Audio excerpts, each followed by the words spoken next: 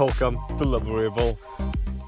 I'm on camp. I decided to bring my family out to Oudtshoorn with the new Land Rover Discovery 5.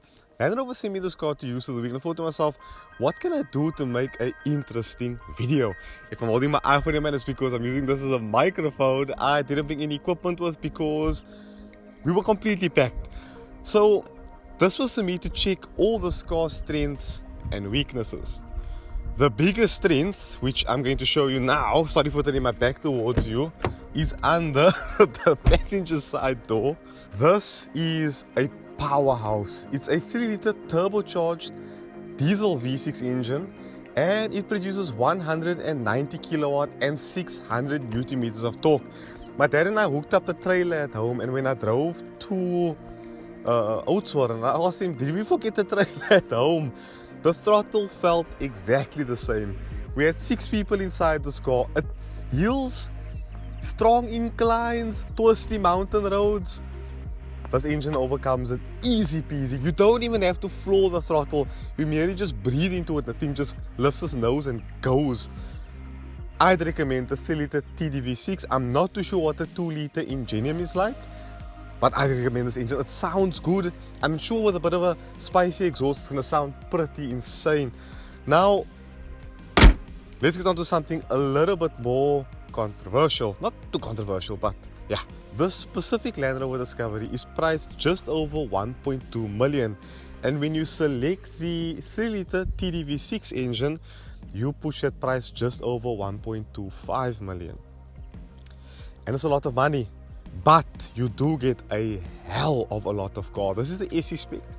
So if we come to the side, we see that this is now in its lowest setting. This one is equipped with the air suspension. And let me show you the different ride heights quickly. Okay, this is in its lowest setting. If I go one up from here,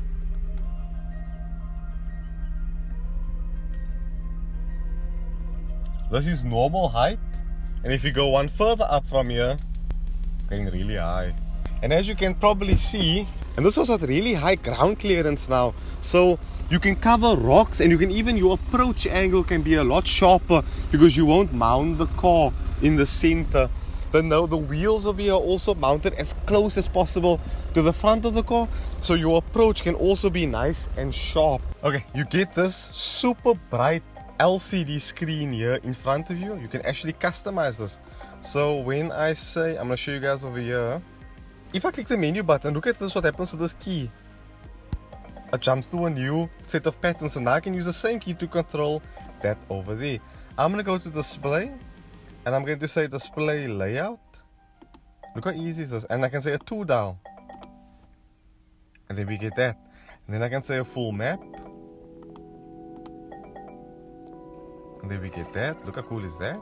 And I like it on the 1 dial because I get my navigation there, and I have my media on this, so I know what song is playing. In the center we have this big media screen. It's Land Rover and Jaguar's new system, and I really like it. I think it's super easy to use. You can push your home button over there.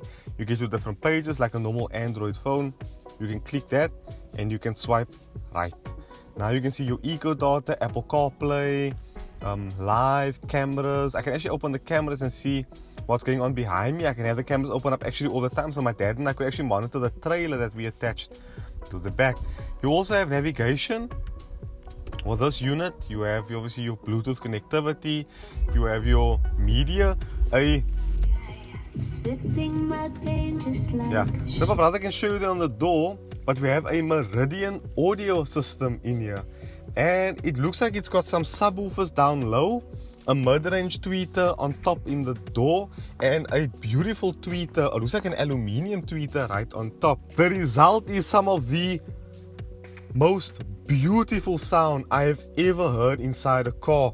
It's not the roly-poliest of bass, but it's tight, taut and precise. And on a long journey like we were at now, where a lot of us are susceptible to heavy headaches, including my mom, we were driving it because none of us were getting a headache. It was clear. The highs weren't sharp. The mid-range was very how do I say, brought forward into the mix. And what another beautiful thing is, your sound beyond the speaker. There's actually a sound stage going on here, and I don't know how the hell Meridian got that right with speakers facing this way in. Usually that happens in a speaker face that way, but here there was a sound stage, and I don't know if it's the shape of the tweeter or what it is, but it is phenomenal. The sound quality in this car is top notch. We have the dual zone climate control.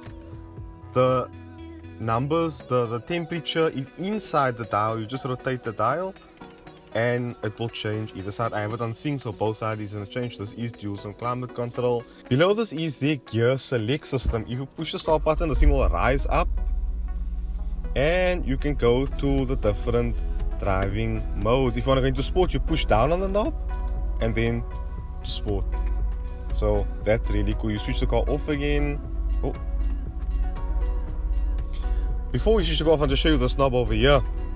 This is the terrain select response. I am in the automatic mode, so the car will choose more or less how it feels. But if I lift this knob up, I have gravel and snow. I also have low traction launch if you have too little traction. I then also have a rocky setting. I have rock crawl. So, and this is now locking the center diff and whatnot. So really an insane system of a car. But I have it in the auto mode most of the time. Hill descent control and the low range. So this is a 2-speed low range gearbox. That's really nice. Below this I have the dash control button, the height adjust select button, and the automatic stop start. The handbrake as well. 2 cup holders, a place to put my wallet and my phone. My sunglasses obviously here on top. And this is the glass sliding panels over here. So this is really nice. Right, look at the back of this car. We have 3 seats. These 2 here slide together. So if I have to climb in that side to move it, but I'll show you what it does. This one here can slide independently from those 2, forward and backwards. We have an armrest over here with 2 cup holders. And I mean, look at the space. I don't even need to demo this for you. Here is enough space here for you. You have an airplane style pocket over here and another one over here. We had all this occupied with my mom's things. You can see her bag still over here and all the dirt on these carpets. Another 2 12-volt sockets over here, something to put over there, and another socket with my dad's wallet by the looks of things over there. And if you go to the backpack of the car, electrically operated. The car is dirty because look at the ground we're on. We were everywhere. You'll see a lot of things over here. I'm so sorry about that, but like I said, we are on holiday, so I'm having a lot of fun checking this car out. My socks also. The rear folding seat. So if I fold that down, pull this over here, and then I can fold the seat accordingly. Here is things on the seat over here. Then I can also easy access. So if I push this button, I can lower the back. So this is to help me get more into this car, to not lift things so high up to put in here. But yeah, so honestly guys, I don't know what more to say. Let's do the drive of this car and take it from there.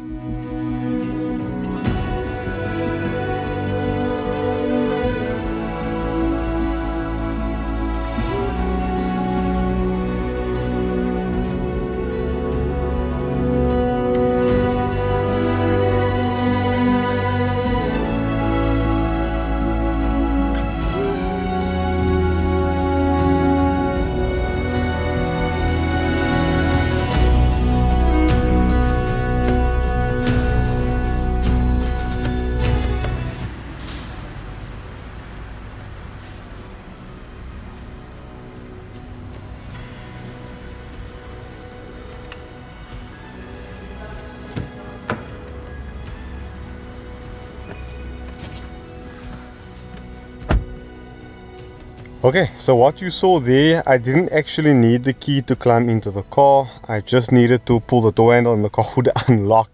So yes guys, I see you're enjoying the point of view, and I'm going to continue with the point of view. Please refuel. Yes, we will go to the garage now. Check out that change to OK. If I push OK, it changes to menu. It's very interesting control over here. see, music. We'll obviously play something now so you guys can hear a little bit what the sound system sounds like.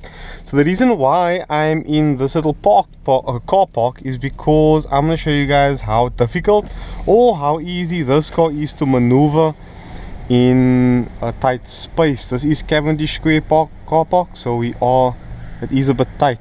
So yeah, I've been seeing a lot of remarks about this car. I actually watched the last episode of the Grand Tour, and the three gentlemen actually refer to this car as they really don't like this car. And I honestly cannot, I honestly can't see why, because I love this thing. And the looks is, people were like, oh yes, I don't like the way it looks, blah blah blah blah blah. I really like the way the thing looks, to be honest with you, and we'll talk a bit more as we go forward. Oh, incoming call. Yes, sir. Hey, dude, listen, so we've got a couple of things we want to juggle around here, so just trying to make sure everything fits into place. Obviously, this guy wants to now. Perfect, Brad. Okay, awesome stuff, dude. Much appreciated. Listen, thank you. I will jump on your SEO later. I'm just catching up and trying to do more important than SEO. No worries, Brad. Have a look at day further. Have a great day, my man. Pleasure. Bye-bye. Bye. And I just put the phone call down over there. So, as you guys can see, sorry about the call, the sound quality is very clear when making a phone call, and he could hear me clearly even with the window open. This is a good time for him to actually call. And yeah, but you guys can see this car is really easy to maneuver in a tight space. Hello, thank you. Even look how seamless the stop start is. Super seamless. Like, this isn't even really that tight for me. It's very easy to maneuver the car. I'm not even worried where the corners are because I already know the size of the car, so that was really easy. The Audi Q7 is actually this car's rival. I have driven the Q7. It's not on my top 3 list. This car will go straight into number 1, and the Volvo XC90 T8 will go into number 2, purely because it cannot do what this car can do off-road. This car's off-road capability is off the charts. But right, if you guys are wondering why he has you to go on camp and you're doing this now in town, that's because this car's going to be bought mainly by a lot of people who's going to take the kids to school and who's going to drive around in places like this. You know, it's a car that I think many will use on the road. This car will very rarely see the countryside or off-road, probably only when people have to go on holiday like I did. And guys, this car's pulling power with that trailer and with all 6 of my family members in here is unbelievable. I mean, 600 Newton meters. Look there, the car goes off for stop-start, foot off the brake, instantaneous. Because of that 600 Newton meters of torque, it really makes this thing a proper little beast to drive. I want to show you something. So we are in 3rd gear. See that pole over there? We're still doing speed limit. Look at that, man. I mean, look at that. It doesn't even sound like a diesel. 2nd gear. Yeah, no, this performance is fantastic. Hope you guys can see the screen. The screen is also very nice and clear. Put it back into drive. You just turn that little knob, and you obviously have different driver controls. You are very familiar with this stuff because of the Jaguar. It's a Jaguar but more Land Rover approach with gear selection. Gearbox, this 8-speed is super smooth. I can't feel any gear changes. Steering wheel is beautifully weighted for the city. Everything, I mean, how quiet it is in here. I actually want to show you.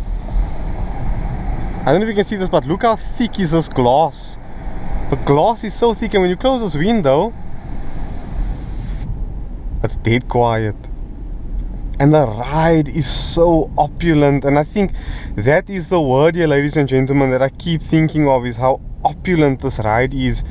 I mean, it's beautiful, it's majestic, it's magical to drive this car. Oh, but yeah, Cape Town is as usual very busy. That's why I wanted to be here, to show you guys what this car is like around town. The sound system, as I said, look at this, right? So to adjust volume, if you're driving, you just take your thumb and you turn it over here.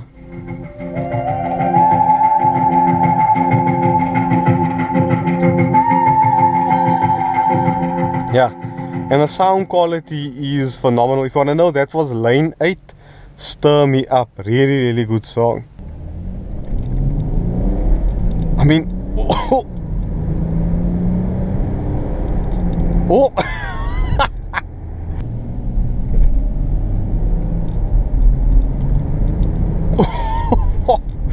That's really I mean, guys, I can't feel any bumps. I mean, look at the sharp turn, look where the stop sign is. I can turn the car in that space. No need to go over the pavement on that side over there.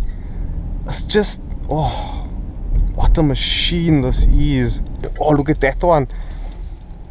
That's a HSE TD6. Oh, so that's a nice one. Actually, we'll fill this one up with petrol. We can just go have a look at that one while we're busy. I think that one's got the bigger wheels and stuff. Actually, I want to show you. So check this one out. This is the HSE TD6, and you'll see it's got much bigger wheels. Oh, indeed. And so, ladies and gentlemen, has my time come to an end with the stunning Land Rover Discovery 5 3-liter TD6. It's amazing when you spend time with a car how you actually fall in love with it, and this has been one of them. And as I've said, this car went straight up into number 1 for my selection for a 7-seater off-road vehicle over the 1 million rand bracket. The Volvo XC90 will be in second place, and I am going to do the BMW X7 in the next few weeks. So I'm thinking the X7 will knock the Volvo XC90 down one. The Volvo XC90 is the specific T8 model, the hybrid one. So yeah, I do like the SE. I think the 1.2 million is just right. The HSE, if you want the looks, like I showed you with the POV, that thing does look the part. And to hell with people to say this isn't a nice styling feature. It might not be to everyone's liking, but honestly, once you live with it, you get used to it. This thing, it really looks nice. Even the spoiler, I mean, look at that. And the integrated brake light over here. Anyway, I can rant about this thing for like the next hour of how good it is and what it can do off-road and how much water it can drive through, and it's just amazing. But anyway, guys, thank you so much for watching this video. Thank you so much to Land Rover SA. I really appreciate it. I'm looking forward to some more vehicles from you guys. Don't forget to hit the thumbs up button, subscribe, share with friends and family, and thank you also to Ikram Gayer from Premium Express Car Wash. He kept this car super clean for me when I got back from holiday. So yeah, thank you guys so much for watching this video. Don't forget to hit the thumbs up button, subscribe, share with friends and family. Be free, be you. Liberebil out.